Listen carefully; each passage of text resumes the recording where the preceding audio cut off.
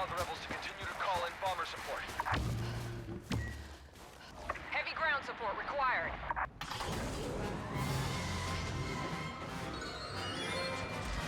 ATSD up and running.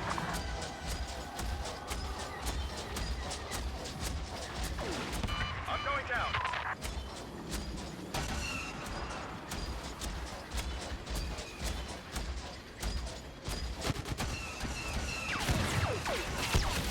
Rebel pilot terminated.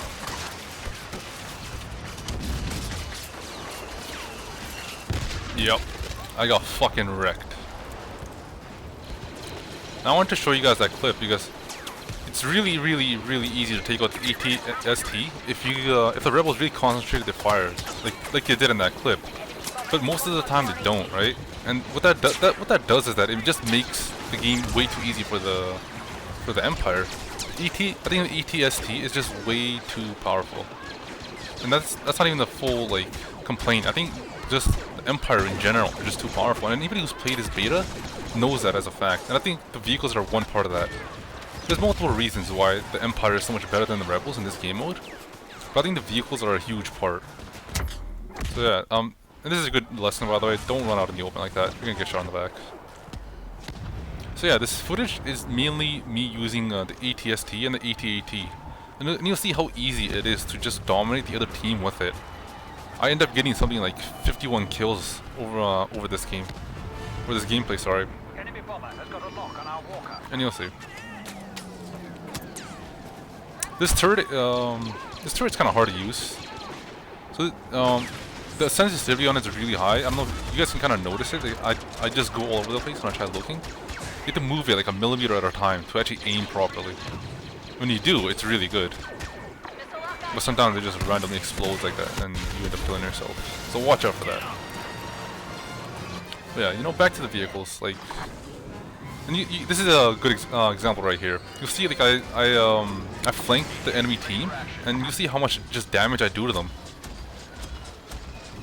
And whether that's because of like I said, the flanking maneuver that I do, or because it's just the OP-ness of the ATST, that's for you guys to decide. I just think that, you know, the ATST is my favorite thing to use in this game. I just think it's too powerful. It destroys the balance of the game too much, and it makes it a chore to play like the Rebels. Like, of course, the full game is gonna look different, or it's gonna be different with the perks and the cards and stuff. But I don't know if it's gonna be that different. There's such a huge difference between the two teams already.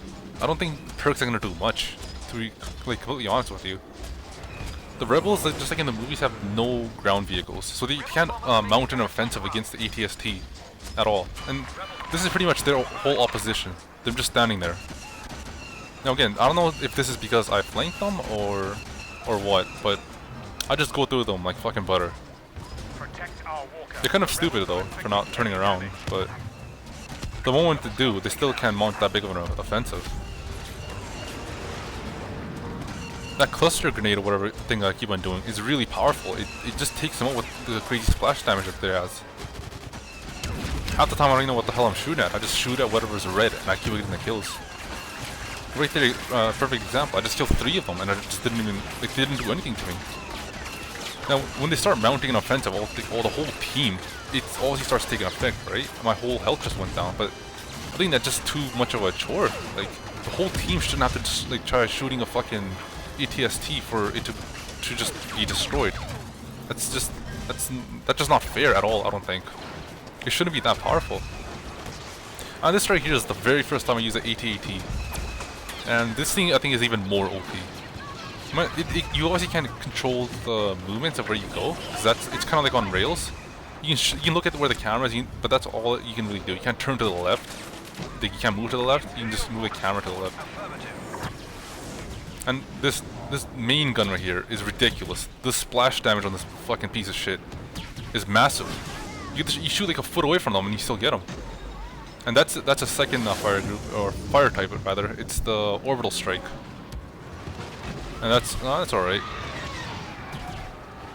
But as you guys can see, right, like, you don't even have to shoot the guys perfectly for you to kill them just through splash damage. And look at right here. I don't even know what I'm shooting at. And it's just the splash damage that's killing them. The rebels can't do anything. They're all flustered. They have no vehicles.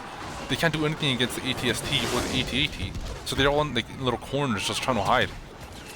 And it shouldn't be like that at all. It doesn't feel like a battle. It just feels like the rebels are always on the defensive, which is kind of what's supposed to be on here. Even though like it's like you can't really tell what side is offensive or what side is defensive. But it honestly feels like the rebels will always be on defensive. You know they have to upload the fucking or they use the uplinks. And see, like they can't do anything. Look at how much crazy the spread is on this thing. The one downside to the AT-AT is the camera angles. Like I said, you can only turn so far to the left, so far to the right, and so far to the bottom and up, right? And that's it. That's the only downside to it. But even then, if you can get them before, if you just shoot like a foot or a couple feet in front of it, or in front of the rebel, you'll still kill him due to splash damage. So it doesn't even matter at the end of the day. And you guys saw just how good I'm doing. I'm 38 and 6, I believe, at this point. And I still get more kills. And see, again, this is another issue. I got out of there and there's another AT-AT available right away. That's a huge issue. I don't know why they did that. Why would they allow an AT-AT to be continually used over and over again? That pounds the rebels. Like, it just destroys their whole line. See, they keep on coming out and they just keep on dying. They can't do anything, and I'm invulnerable at this point. For those that don't know, I can't be attacked right now. My shields are up, so they can't do anything to me. Well, I just pick them off like they're nothing. I won't take any damage. That's the only. I think that might be the only vehicle that they do have. The rebels. They only have sky vehicles. They have two different fighter pilots or fighter jets, I think, and that's it. They have no ground-based vehicles. Overall, the game is really good. I must say, it's very, very good. And you know, when you're in this game, when you're playing it, it really feels like you're in a movie, just with all the scores. They have all the soundtrack, or the Star Wars soundtrack. They have all of it in there, all the iconic ones. And whenever those start playing, you honestly feel like you're in the movie. But they're just little things that kind of ruin the whole mood of it. You don't want to be a rebel because you know the rebels are gonna get their ass kicked, right? And that shouldn't be the thing. You shouldn't think like that. You would always want to play as a rebel to be a badass, but you don't feel like a badass. They just always get their shit kicked in. And every time I've been watching streams and I've been like playing myself for a couple of hours now, I think I've only seen the rebels win a couple times out of those hours of gameplay, which is kind of sad when you think about it. Can you imagine Luke just dying on fucking Hoth and just the whole rebellion dying just right there? That would have fucking sucked, wouldn't it? That's pretty much what would happen if this game was indicative of it. And just these AT-ATs things, they're always there. If you're lucky enough to get it, right? Because as soon as you get out of yours, I'm pretty sure that item pops up again, that little power up, and you can just go right back into it. And this is just another design I don't understand. Look at it. Why would they make such a very long plane for the rebels to just run across? Like, it doesn't make any sense. How is this challenging? The only thing that the rebels have going for them at this part of the map is that they have little canals that connects all the uplinks and shit, but like it's not that protective because of the splash damage. You can just get them. If you spot them, you most likely kill them with the AT-AT. That's not to mention the AT-ST, which you can fucking like roam around and shit with it, right? That would cause more devastation. This is the only part. This is the only part of the map that I just don't get. I think everything else about the map makes sense, but this doesn't make any sense. It's like the last stronghold for the rebellion. So wouldn't they have more crazy defensive weapons or something, or more like more plans? You know, like walls or some shit. Like, for fuck's sakes, it's not that high tech. Build a fucking wall there for some cover. You have to be fucking crouching or going prone or some shit. But you can't go prone in this game. I just want to say. That was just me being sarcastic, but you get what I'm trying to say. It just doesn't make any sense. So and just to remind you, they still can't kill me. They still can't injure me at this point. Or they probably could at this point, unless my shield just went down. I didn't notice. But unless my shields haven't went down, they still can't hurt me. And you see right there, again, AT-AT right away. And look how many people just go right for it. It's every time. It's just always there. There needs to be a cooldown point for the AT-AT power-up to pop up. Be it 30 seconds, be it a minute, something. That needs to balance this game out.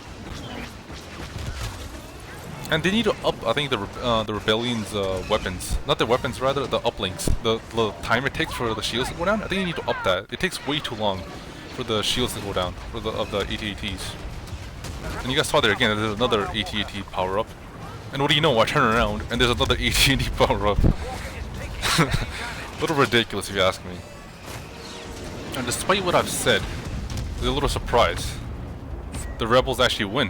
And this is a big surprise. Because, like I said, if you play this game, you would know that the Rebels never win, right? So this is a big deal. And, see, this is why it needs to be changed. It's just like, the Rebels never win. It shouldn't come as a surprise that the Rebels won, right? But it is. And I just don't think it's balanced at all. So yeah, so thanks for watching, guys. This is a little funny little clip to end it off, and I'll see you guys next time.